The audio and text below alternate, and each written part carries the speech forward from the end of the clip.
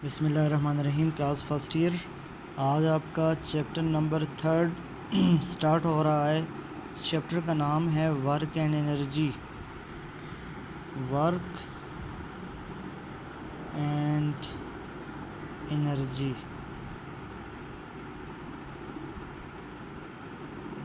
ये आपका चैप्टर है वर्क एंड एनर्जी। ठीक है, तो इसमें अब डेली लाइफ में देखें हमें वर्क की कितनी ज़रूरत पड़ती है, एनर्जी की कितनी ज़रूरत पड़ती है, उन तमाम चीज़ों के बारे में ये चैप्टर होगा। वर्क एंड एनर्जी इस चैप्टर का नाम है। सबसे पहले हम डिफ़ाइन करते हैं वर्क को। वर्क क्या चीज़ है, डिफ़ाइन करें वर्क। तो हम वर्क को डिफ़ाइन करते हैं। वर्क की मैथमेटिकल डेफिनेशन भी है, थ्योरेटिकल भी है। सबसे पहले हम थ्योरेटिकल डेफिनेशन करते हैं, फिर हम मैथमेटिकल करते हैं। व्हेन इसकी थियोरेटिकल डेफिनेशन ये होगी, when force acts on a body and body move along certain displacement then work is said to be done. अगर कोई फोर्स किसी बॉडी पर एक्ट हो और उस बॉडी में डिस्प्लेसमेंट प्रोड्यूस करे, इसको हम कहते हैं वर्क। अगर कोई फोर्स किसी बॉडी पर एक्ट करे और उस बॉडी में डिस्प्लेसमेंट पैदा करे, इसको हम क्या कहते हैं, वर्क। इसकी मैथमेटिकल डिफिनेशन हम ऐसे करते हैं, W is equal to F.D। Work is the dot product of force and displacement. Work force और डिस्प्लेसमेंट का डॉट प्रोडक्ट है। फोर्स के ऊपर भी एरो आ जाएगी, डिस्प्लेसमेंट के ऊपर भी एरो आ जाएगी, क्योंकि ये दोनों वेक्टर क्वांटिटी है। फोर्स के ऊपर भी एरो आ जाएगी F, क्योंकि वेक्टर क्वांटिटी, डिस्प्लेसमेंट के ऊपर भी, और वर्क के ऊपर नहीं आएगी क्योंकि वर्क एक स्केलर क्वांटिटी है। तो work is equal to F.D। तो ये इसकी मैथमेटिकल डिफिनेशन इस तरह हो जाएगी, dot product of force and displacement is called work. Dot product of force and displacement is called work. Force और डिस्प्लेसमेंट का डॉट प्रोडक्ट ये वर्क कहलाता है। ठीक है, इसको आप डिस्टेंस नहीं कहेंगे, क्योंकि आपने डॉट और क्रॉस प्रोडक्ट सेकंड चैप्टर में आपने पढ़े डिटेल से। तो क्योंकि डॉट और क्रॉस दोनों में स्केलर नहीं हो सकते, दोनों का वेक्टर होना ज़रूरी है, दोनों का वेक्टर्स होना ज़रूरी है, इस वजह से F.D होगा। ठीक है, W is equal to F.D। अब क्लास इसको अगर हम ओपन करें तो ये हो जाएगा, work is equal to F.D cos of theta. W is equal to F.D cos of theta. अब ये जो इक्वेशन है, इससे हम कई चीज़ें हासिल करेंगे। सबसे पहले हम हेडिंग जो हासिल करते हैं वो है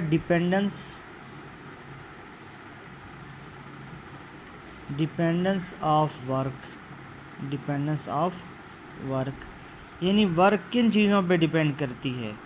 वर्क फोर्स पर डिपेंड करती है, वर्क डिस्प्लेसमेंट पर डिपेंड करती है, और एंगल पर डिपेंड करती है। नंबर 1 वर्क की जो डिपेंडेंस है ये फोर्स पर है, वर्क फोर्स पर डिपेंड करती है।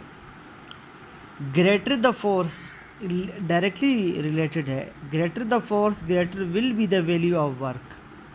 अगर फोर्स ज़्यादा हो जाए तो वर्क भी ज़्यादा हो जाएगा। Greater the value of force greater will be work. ठीक है, ये तो इसका एक डायरेक्ट रिलेशन हो गया। सेकंड हमारे पास है डिस्प्लेसमेंट।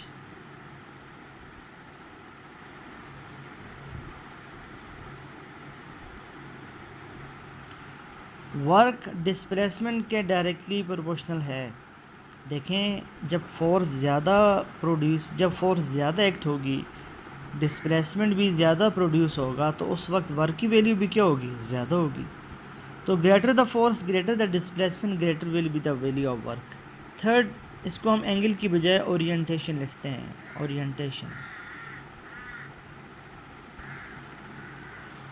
ओरिएंटेशन थीटा पर डिपेंडेंस रखती है। Theta angle if theta is equal to 0 degree, अगर थीटा की वैल्यू 0 डिग्री लें तो देखें ये हो जाएगा W is equal to F D cos of zero. Cos zero बराबर है 1 के, वर्क इक्वल हो जाएगा F D into 1 F D. तो कास ज़ीरो की वैल्यू 1 है, work is equal to F D है, मतलब ये मैक्सिमम वर्क है। तो इसका मतलब क्या हुआ, ये MCQs भी है। If theta is equal to 0 degree then work will be maximum, ये मैक्सिमम वर्क को शो कर रहा है।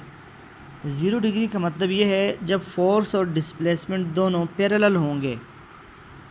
0 डिग्री उस वक्त होता है जब दोनों चीज़ें आपस में पैरेलल हों, तब वो 0 डिग्री की तब उसका मतलब 0 डिग्री होता है। सेकंड केस में if theta is equal to 90 degree, अगर एंगल 90 डिग्री है तो फिर work is equal to F D cos of 90। Cos 90 बराबर है 0 के, तो वर्क इक्वल हो जाएगा F D 0, work is equal to 0। अगर फोर्स और डिस्प्लेसमेंट के दरमियान एंगल 90 हो, 90 का मतलब ये है कि फ़ोर्स और डिस्प्लेसमेंट दोनों आपस में परपेंडिकुलर हों। फोर्स और डिस्प्लेसमेंट दोनों परपेंडिकुलर हैं आपस में, वर्क 0 है, उस सूरत में इसको हम मिनिमम वर्क कहते हैं, 0 वर्क आप इसको कहते हैं, 0 वर्क। तो देखें एंगल की कैसी डिपेंडेंस है। अगर फोर्स एक्ट भी कर रही है, डिस्प्लेसमेंट भी प्रोड्यूस हो रहा है, लेकिन बॉडी, अब देखें जो सर्कुलर मोशन होती है उसमें फोर्स एक्ट कर रही होती है, डिस्प्लेसमेंट भी एक्ट कर रही होती है, लेकिन उसके बावजूद वर्क 0 है क्योंकि एंगल 90 है। तो ये तो हमने इसके मैथमेटिकल रिलेशंस के बारे में बात की। वर्क की नेचर क्या, वर्क एक स्केलर क्वांटिटी है, वर्क एक स्केलर क्वांटिटी है। क्यों स्केलर क्वांटिटी है?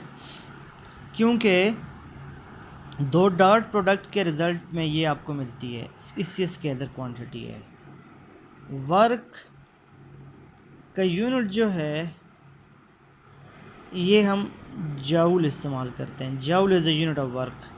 देखें फोर्स का क्या यूनिट है, न्यूटन, इसका क्या है, मीटर। तो आप इसको न्यूटन मीटर भी कह सकते हैं, लेकिन याद रखें 1 joule is equal to 1 newton into 1 metre. 1 joule 1 newton और 1 मीटर के बराबर हो सकता है, ठीक है। 1 joule is equal to 1 newton 1 metre, ठीक है। ये स्केलर, ये इसका यूनिट है जाउल का। तो ये सारा हमने इस पे बात की। स्केलर क्वांटिटी है, इसका जाउल यूनिट हो सकता है, और साथ में इसकी डायमेंशन की बात भी करें। आपने डायमेंशंस भी पढ़ी हुई हैं, इसकी डायमेंशन को भी डिराइव कर लें। फोर्स की डायमेंशन, ये चूँकि वर्क इक्वल है एफ डी के, फोर्स इक्वल है एम ए के, और साथ है डी। एम की डायमेंशन है कैपिटल एम, ए की डायमेंशन है एल टी -2, डी की डायमेंशन है एल। तो आप इसको डिराइव कर लें, M L into L, L square T -2, it is the dimension of work. ये वर्क की डायमेंशन है। तो वर्क को डिफ़ाइन किया, उसकी डिपेंडेंस फाइंड की, मैथमेटिकल इक्वेशन की, और उसके मैक्सिमम वर्क कब होता है, मिनिमम वर्क कब होता है, इसकी नेचर क्या है, ये एक स्केलर क्वांटिटी है, इसका यूनिट देखा, इसकी डायमेंशन देखी।